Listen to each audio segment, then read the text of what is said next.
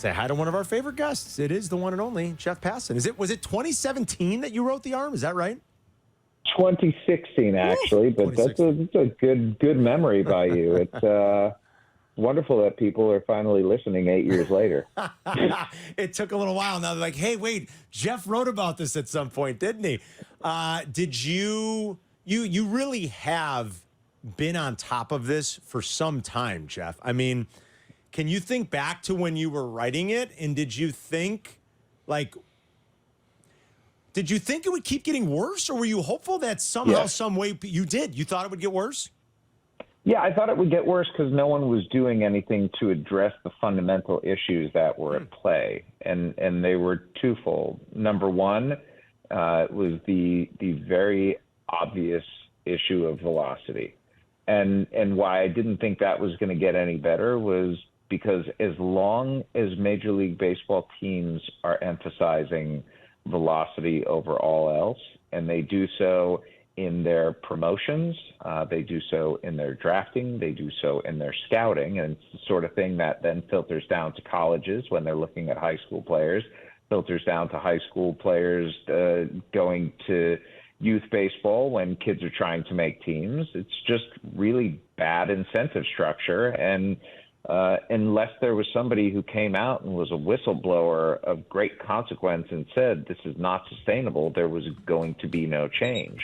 And the second part of that is the youth baseball, and that's why it was of great concern to me personally, because when I started researching this book back in 2012, my oldest son was, I think, 4 years old at the time, and he loved baseball. And as I kept going, and when the book came out in April of 2016, he was 8 years old. And I just, even at that age, you saw it.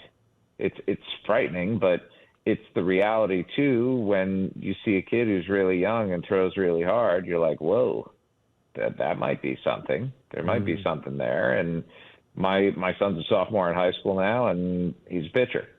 And,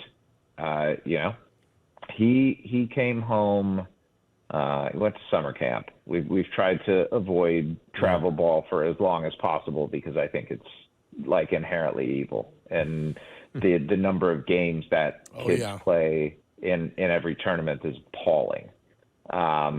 And then, the adherence to the pitch smart regulations that baseball writ large was trying to institute a decade ago is comical. All that said, though, my kid came home from summer camp, and he's 6'1" somehow. Might not be my kid, but that's okay.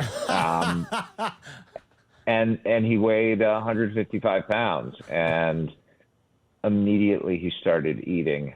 And he went every day to work out and lift weights in the morning. And his goal was to be 175 by the time the season came around, because he knew the bigger he is, the stronger he is, the harder he's going to throw. And that's not only what coaches are looking for, but if he wants to play in college, that's what he's going to have to do. And it scares me. It does, because I understand, the harder you throw, the more vulnerable you are. Yeah. And you're so right about how even at that level at this point, they're so incentivized. When you hear an older generation or generations talk about off seasons, about the way it used to be versus the way it is today, how much of it do you think that is a contributing factor where it seemed like guys, if you were a pitcher and you got to November, you really didn't pitch again until maybe January. And that doesn't seem like it's the case anymore, Jeff. It's like it's right back at it after a couple of weeks off. Of course it is, because the second that somebody started training hardcore in the off season, all of a sudden he was advantaging himself, right? And if you're trying to win one of the, in the past 11, then 12, now 13 roster spots for pitchers on a big league club, you couldn't come into spring training and go up against a guy who's been throwing full tilt for the majority of the offseason and think that you're going to compete at all, because that first impression matters. Guy comes into camp looking really good. everyone in the front office, understandably, is going to say, "Whoa, see how this guy looks? Go check out his bullpen. Go check out his live. Go check out how he's looking against hitters. And hey, let's put a TrackMan on him or a Rapsodo, and let's get metrics on the pitches." And it's all turned into this situation where the data tells front offices more or less what they need to know. And so what's the natural consequence of that, guys? You pitch to the data. And that's why pitch design is a thing now, because there are specific metrics and specific pitch shapes that players want to achieve, right? Like if you want to start throwing a sweeper, you can mess around with grips and figure out what the right grip is using a super slow-mo camera, and then take a look after every single pitch you throw and say, okay, how close am I to the desired pitch shape that I'm looking for? And you iterate until you get to that. It's boutique pitching. Like that's where we are right now. And the problem with that is when you are trying to design something without any concern or without requisite concern of how you get there, you may be doing something that your body simply is not equipped to do. And, not everyone can throw a sweeper. Right. Not everyone can throw a curveball. Not everyone's body is built to withstand and weather the stress and strain that come with particular pitches.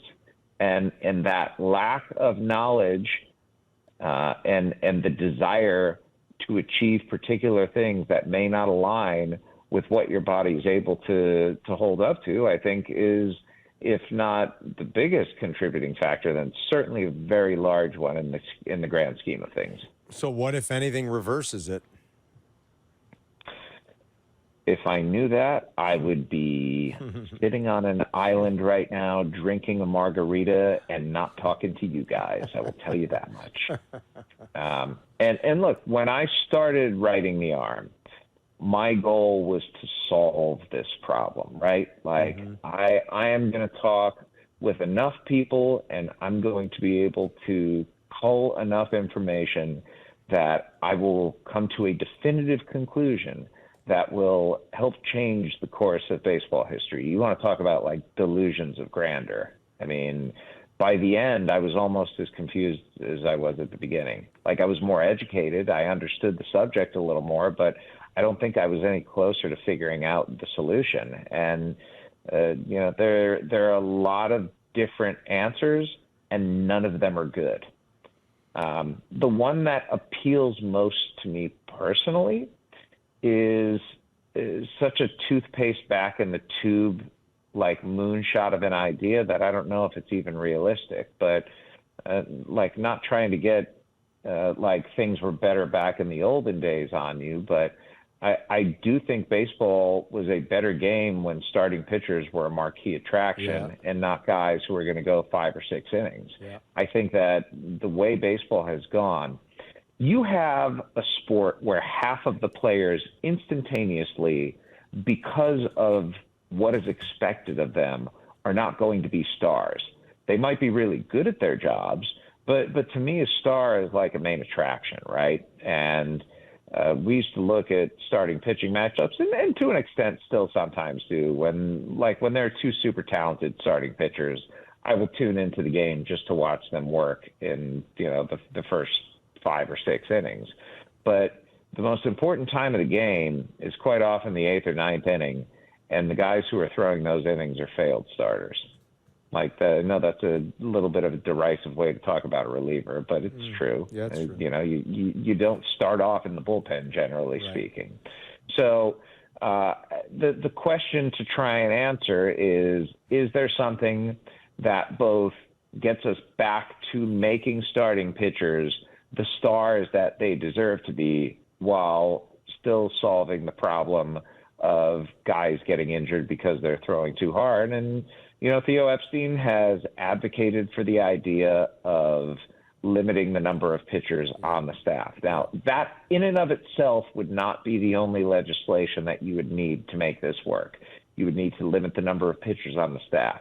You would need to limit the number of times a player can be optioned so you don't turn your major league roster into a constant train between AAA and the big leagues in order to have guys, who are available to pitch every day. The upshot of this is that if you limit roster size and if you limit options, suddenly teams will start to prioritize over velocity the idea of guys who can go deeper into games and who can stay healthy over the course of a long season. And as we've seen, the teams are really the ones who are driving the motivations of the individual players. If you tell a player, this is what you need to do in order to get paid many, many millions of dollars, the player will say, yes, sir, and then go out and do that. But man, it's hard to do. It's hard to unwind that clock. Like once you throw 100, you're telling me that I only need to go throw 95. I know. Like, how am I maximizing my physical capabilities that way? How is this right? And it's a very reasonable question to ask without a perfectly good answer. I think pitching started to go downhill when we lost the knuckleballers. Really? The Well, artisans, there are mound. knuckleballers these days. I talked with one in spring training, a guy named Corey Lewis in the Twin system, who was not allowed by like his high school and college coaches to really throw a knuckleball, but he got into the Twins organization. He throws a knuckleball like 89, like one of the nastiest pitches I've ever seen. And by the way, he's on the injured list with a shoulder injury right now. So 2024 baseball, baby. Go figure. I mean, but I think the jumping off point, I think you nailed it, has got to be, and I know Theo has talked about this, and we've discussed in the past, that roster limits is probably the jumping off point. And you see if you can correct it from there, if guys realize it doesn't have to be max effort all the time for only 3 or 4 innings, and then that's it. And so let's tease that out a little bit, guys. If that is the new reality that baseball wants to manifest, what is preventing teams from saying, screw it? We're just going to develop 3-inning pitchers and have 11 guys on the roster who can go 3 innings at a time, or 10 guys who can go 3 innings and 1 long guy, or 9 guys who can go 3 innings and 1 long guy and 1 short guy. And because they have so few innings, we're going to be allowed to pay them less in arbitration because they're not going to have the bulk that's expected in a system that is comparison-based. And all of a sudden, what do you have then? The Major League Baseball pitcher is the NFL running back. Yeah. Like they become, in a way, a dime a dozen. Yeah, very fungible and just like replaceable. Yep. And anybody can give you 3 innings. Yeah. And I think the danger in that is what you said. We've already all lost. I'll keep it here. A Burley versus Mark Mulder back in the day. You'd say, oh, that's a matchup I want to go see. Those are 2 guys that are going to throw 7 innings. Like you already don't have that anymore.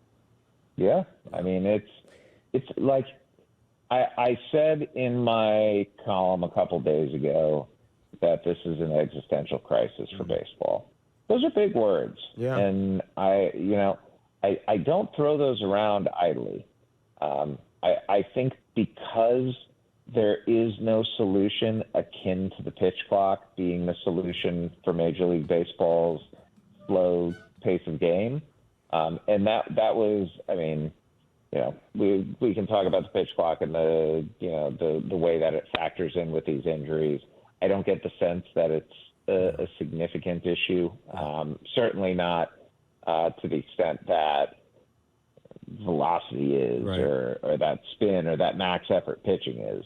But there's no elegant solution to this, because if you do limit the staff, then you need to limit options. Then you need to throw in something like the double hook, which is the idea that if a pitcher comes out before a particular point in the game, you lose the designated hitter. You have to have all these things in play. And once you have multiple elements to achieve a desired outcome, the number of unintended consequences grows significantly. Like, you're trying to limit unintended consequences when you legislate, and when you have to essentially over-legislate to get the desired outcome, you're just putting yourself potentially in even more peril. Yeah, good point. Hey, real quick, before we let you go, a local baseball thing. Our very own Jesse Rogers, your good friend, and Adam Abdallah have both floated this idea that if the White Sox at some point this year ditch Pedro Grifol, that they would just very conveniently slide Tony LaRussa from upstairs. They'd wake him up and then conveniently slide him from upstairs back down into the dugout.